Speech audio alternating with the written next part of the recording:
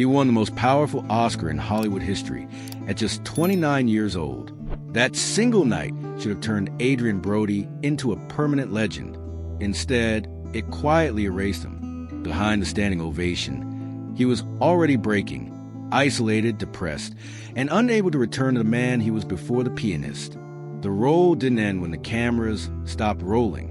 It followed him for years, destroying relationships, derailing his career, and leaving scars no trophy could heal. Rare images and untold truths reveal the real cost of becoming unforgettable, and why Adrien Brody's greatest victory became his most haunting curse. Adrien Brody was born on April 14, 1973, in Queens, New York, a city that rarely makes space for quiet, sensitive boys. His parents were Jewish immigrants' descendants, working class, disciplined, and deeply serious about education. His father taught history. His mother, Sylvia Platschi, was a renowned photographer whose lens would later shape how Adrien saw the world and himself. From an early age, Brody felt different. He was tall, painfully thin, and emotionally exposed in a neighborhood that rewarded toughness. School was not a refuge. He was bullied, mocked, and often isolated, learning early how cruel attention could be. While other children learned how to blend in, Adrien learned how to disappear, then reappear as someone else. At home, art was everywhere. His mother documented life relentlessly, capturing raw, unfiltered moments, joy, decay, vulnerability. Adrien grew up watching people become images, moments frozen forever. That quiet exposure taught him something dangerous and powerful. Identity could be shaped, fragmented, and reconstructed. It also planted an early discomfort with being seen for who he truly was. To channel his son's restless sensitivity, his parents enrolled him in acting classes. On stage, Adrien finally found control. He could transform pain into performance, fear into silence, isolation into presence. Acting wasn't just expression, it was protection. When he played another person, the world stopped attacking him. By his early teens, he was already working, appearing in commercials, stage productions, and small television roles.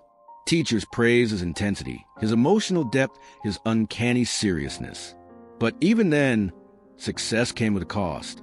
Childhood was slipping away, replaced by adult expectations and constant evaluation. New York hardened him, acting softened him.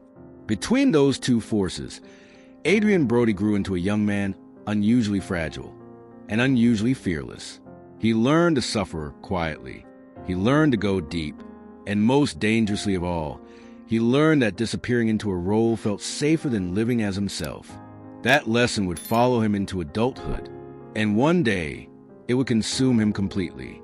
By the early 1990s, Adrien Brody was already doing what most actors only dream of, working consistently. He appeared in television films, small studio projects, and supporting roles that hinted at something rare. Casting directors saw the intensity.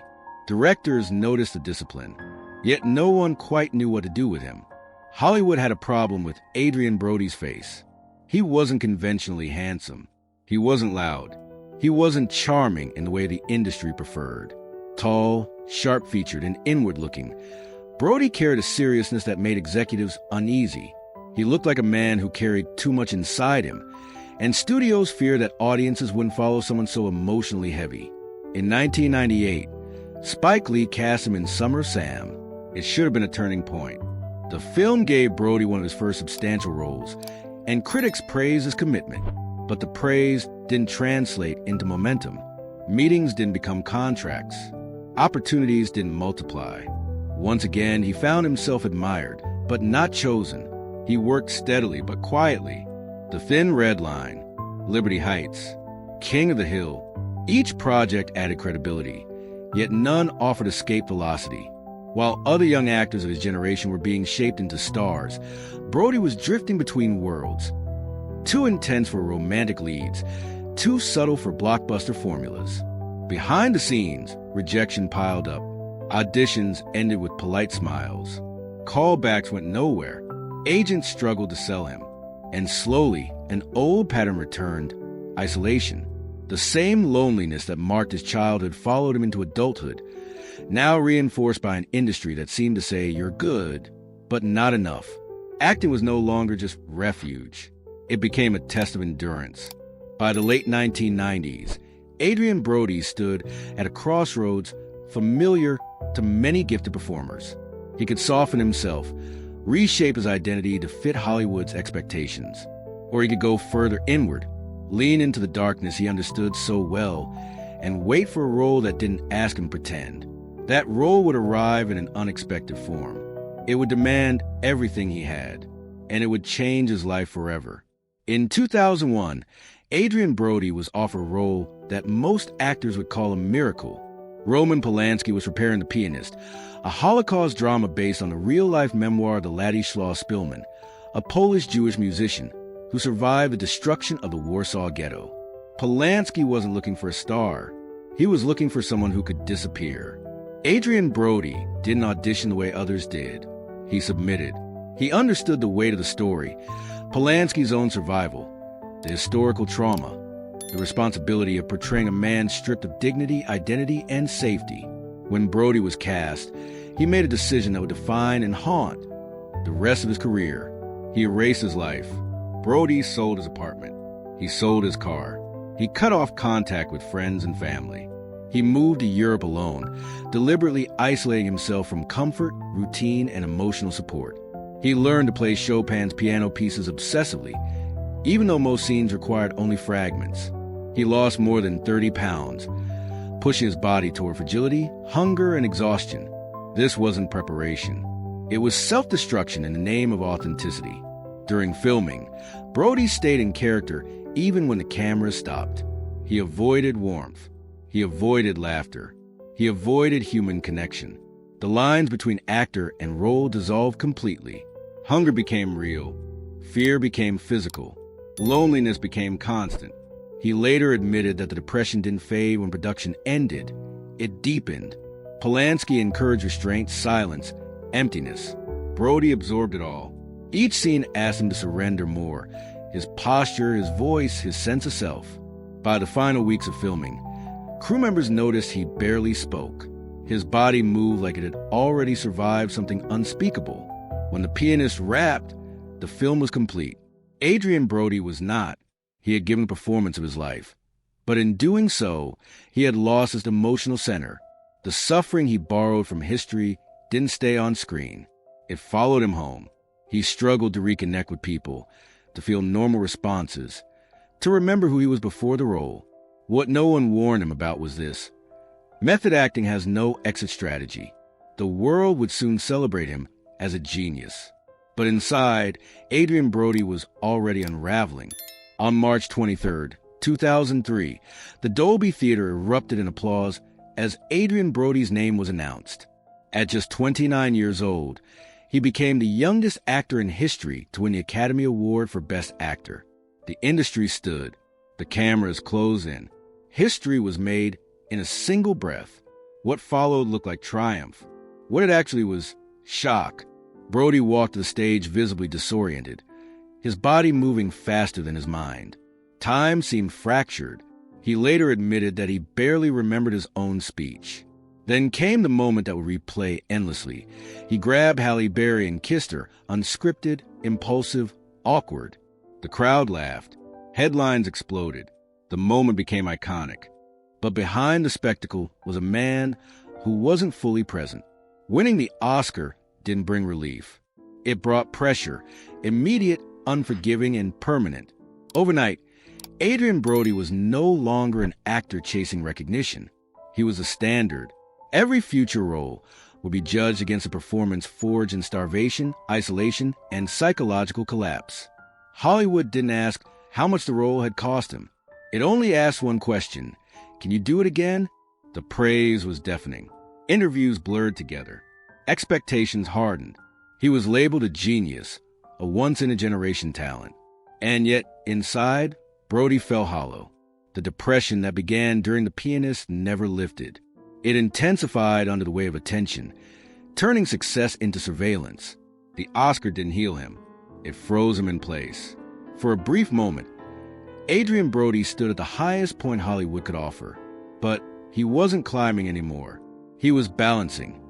on an identity that no longer felt like his own, on a career that now demanded perfection, and on a mind still trapped in a war that ended decades before he was born.